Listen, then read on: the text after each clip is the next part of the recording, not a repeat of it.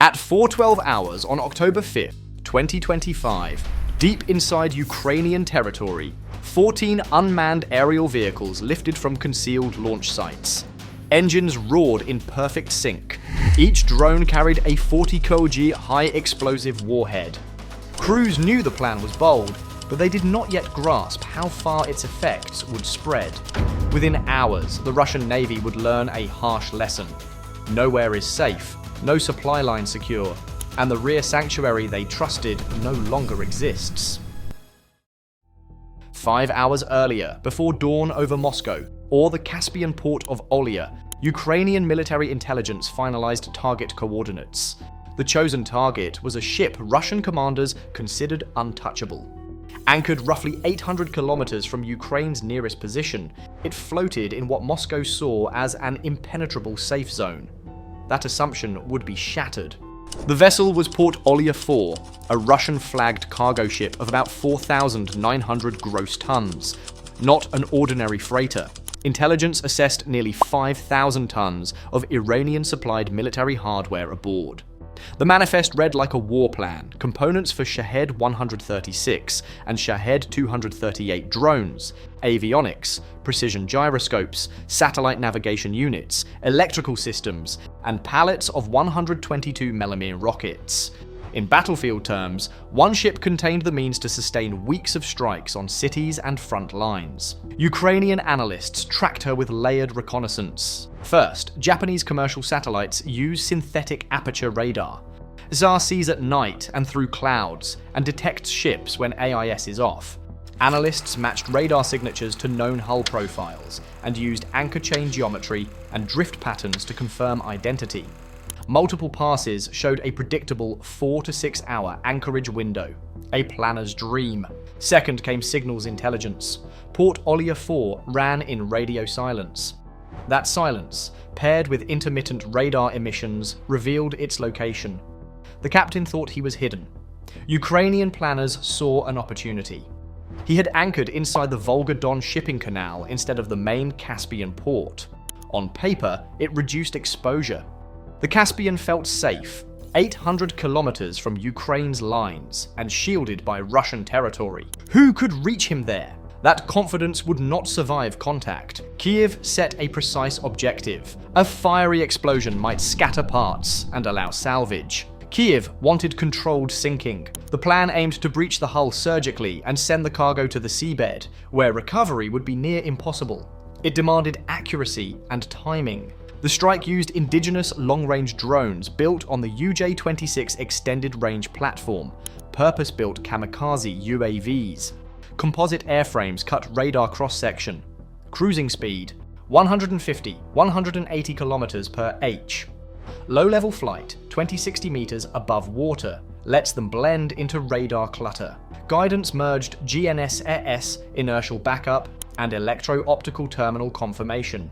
Even under jamming, the drones could find their mark. Warheads matched the mission. 40 kg charges. Some are optimized for fragmentation. Others are set for semi-armor penetration to punch deck plates and fuel tanks. Range, up to about 1,200 kilometers with loitering fuel. 14 drones formed the package, 12 attackers and 2 relays. At 4:12, final synchronization was green. Launch. The plan split the swarm along 4 axes. Group 1 targeted the stern starboard quarter, engines, propulsion, and ventilation. Group 2 attacked the bowport side, bridge and forward compartments. Group 3 struck midships to rupture beams and open the waterline. The final pair laid denial barriers to block tugboats and patrol craft. On a 5-hour profile, most drones skimmed the sea at 2060 m, while 2 relay drones flew at 300 and 500 m to pass telemetry. Small composite returns looked harmless to coastal radars and were logged as low priority. At 9:15 local time, the first drone hit the aft upper deck, blowing open a thin plate around the engine room ventilation shaft. Fire raced along cable trays and crippled damage control circuits. Fuel pumps stuttered, emergency generators faltered, automatic firefighting systems weakened. Seconds later, a second drone struck the starboard waterline, partially penetrating the hull and unleashing unleashing catastrophic flooding into low compartments. The third and fourth followed. One impacted a cargo hatch, another punched the port waterline. Structural connections fractured. Heavy black smoke and burning debris filled the deck. The ship began listing.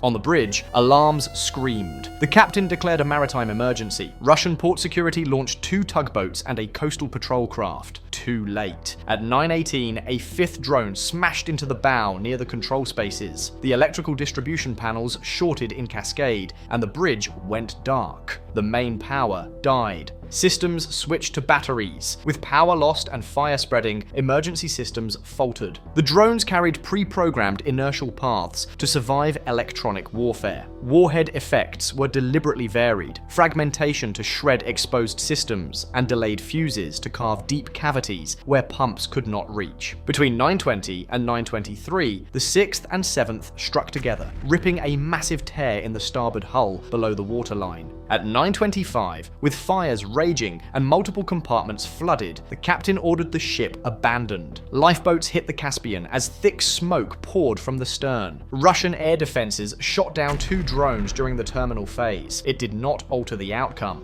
At 9:28, the 8th drone hit the lower midships belt, deepening the list to 7 degrees. The 9th and 10th targeted the stern shaft tunnel. Propulsion lines ruptured, fuel oil spilled under the deck and fed the flames. The 11th and 12th laid barrier explosions along the tugboat approach lanes to block rescue. Relay drones kept transmitting high-definition video and telemetry. The failure chain was a textbook. Electrical loss crippled automation. Pump failure erased flood control. The list shifted the center of gravity. Structural fatigue spread as warped beams failed. By 9:37, Port Olia 4 was mortally wounded. Within hours, she capsized. By 1319, satellite imagery showed her fully submerged beneath the Caspian. Smoke still curled from the wreck. Russia's Ministry of Defense initially downplayed the incident as minor. That claim collapsed as photos leaked across social platforms. Open source analysts geolocated images using shoreline structures, cranes, and streetlights. Commercial satellites confirmed a smoke plume visible 10 kilometers away.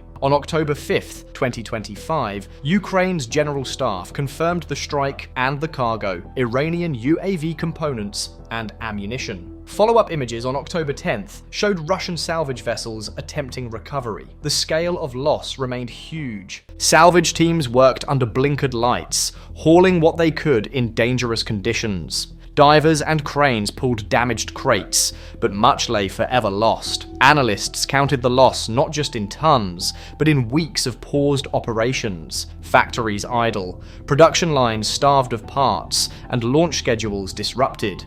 The human cost mattered too.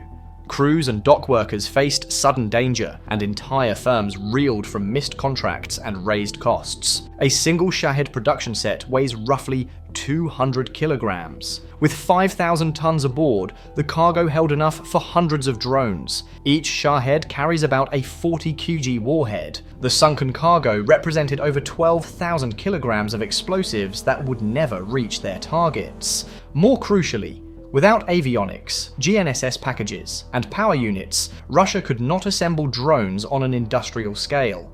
The strike did not merely sink cargo, it sank operational plans for weeks of bombardment. Strategically, the attack shattered assumptions about sanctuary. The Caspian, once a rear area, was now contested. Markets reacted. War risk premiums on Caspian routes spiked. AIS blackouts rose as captains tried to hide. Some ships used false call signs. Convoy escorts slowed port turnover. Overland transshipment increased intelligence trails, costs, and vulnerable nodes. Diplomatic ripples followed. Caspian states called emergency maritime safety meetings. For the first time in the war, officials labeled the Caspian a contested operational zone rather than a sanctuary. From Kyiv's view, the strike was a disciplined masterpiece. It extended the war beyond the Black Sea theater and compelled Moscow to reassess its logistics and defenses. By sinking one ship, Ukraine eliminated thousands of Iranian-supplied drones before assembly and disrupted the tempo of Russia's air campaign. For Russia, the shock was immediate. Shahed production faltered. Nightly barrages that terrorized cities slowed. Supply chains that were once deemed secure now feel exposed and fragile. The loss of Port Olia 4 was not just a sunken ship, it was a blow to confidence, a rupture in logistics, and proof that no rear area is beyond reach. Modern war measures resolve and precision, not just distance. That was the day's lesson. A final effect was uncertainty. If Kiev could do this once, it could do it again. Every ship bound for Russian ports now sailed under a cloud of fear. Crews demanded danger pay. Insurers refused coverage. Schedules slipped. Turnaround times stretched. That constant pressure, the suspicion that any small radar blip might be a UJ-26, began to grind systems down. In the end, the rusting hull on the Caspian floor was not the only victory. The collapse of the illusion of safety was the lasting win. If you found this account compelling and want more verified breakdowns of modern operations, consider subscribing. Your support helps us deliver clear, factual reporting. Stay safe. See you at the next briefing.